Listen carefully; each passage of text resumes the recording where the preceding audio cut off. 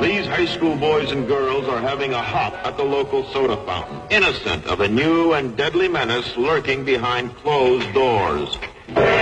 Marijuana, the burning weed with its roots in hell. Marijuana is not the kind of thing that ought to be legalized. It ought not to be minimized. Marijuana makes people retarded. Debauchery, violence, murder. Good people don't smoke marijuana. I find it hilarious that the Conservatives who are staunchly against weed are the ones who could benefit most from a little puff puff pass. I'm not able to be rushed this fast. It makes me nervous. Come on, Jeff. A joint would help ease the heartache of the trials and tribulations of your relationship with Donnie. I mean, you two are like the Ross and Rachel of the White House. And Anne, if there's anyone in the world who could do with kicking back and letting their horns down with a spliff, it's you. But despite this, Conservatives across America are applauding Jeff Sessions' war on weed. Why, you may ask?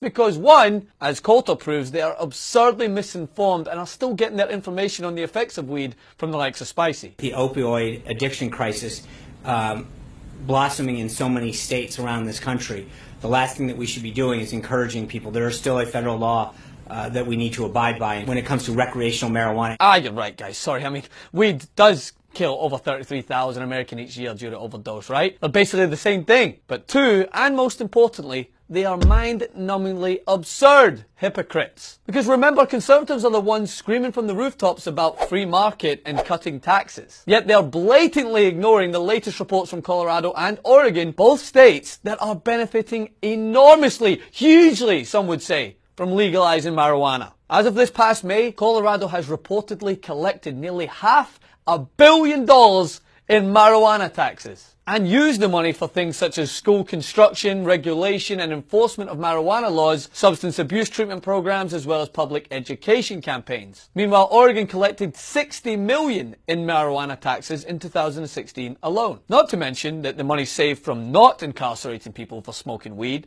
only further adds to the money in the piggy bank that could be spent, I don't know, launching a statewide ultimate frisbee league instead of being wasted like the tax dollars spent refilling Trump's private jet to Mar-a-Lago and back. Now, one legislator who sees the light is Cory Booker. Get it?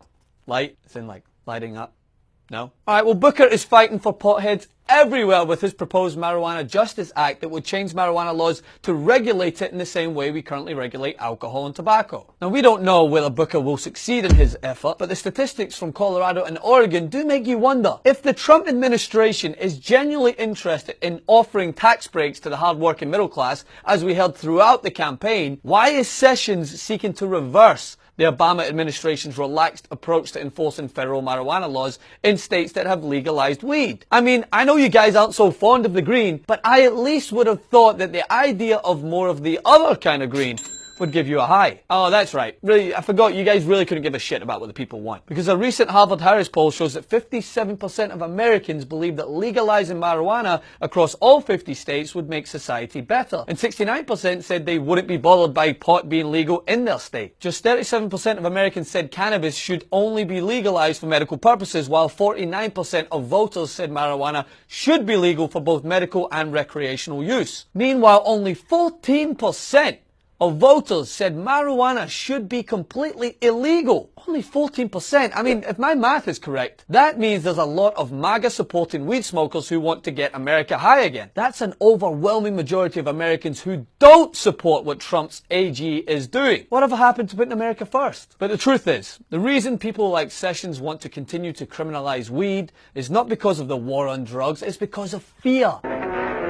Before it is too late. Keeping weed as a Schedule I drug, which puts it in the same category as heroin and PCP, means people will remain afraid, because fear and conservatism go hand in hand. Fear of socialism, fear of high taxes, fear of immigrants, fear of Muslims, fear of laws favouring conservative Christian views being overturned, fear of progress. They rely on keeping their voters petrified by every little thing. So when a black man came into office and initiated efforts to decriminalise weed, they shit themselves. They don't want their voter base to understand that legalization represents progress and to figure out that there's nothing more relaxing than puffing a J. No, they want a base filled with good old-fashioned, strict Christian stiffs who are outraged and terrified at the thought of someone smoking a plant. We can only hope that Cory Booker gains widespread support from other legislators in this fight, because he's the hero potheads need, but unfortunately he's not the one making the rules. This guy is. Please, for the love of God and for the sake of this great nation, pass this old geezer a joint. Follow me on Instagram at Francis M. Maxwell and on Twitter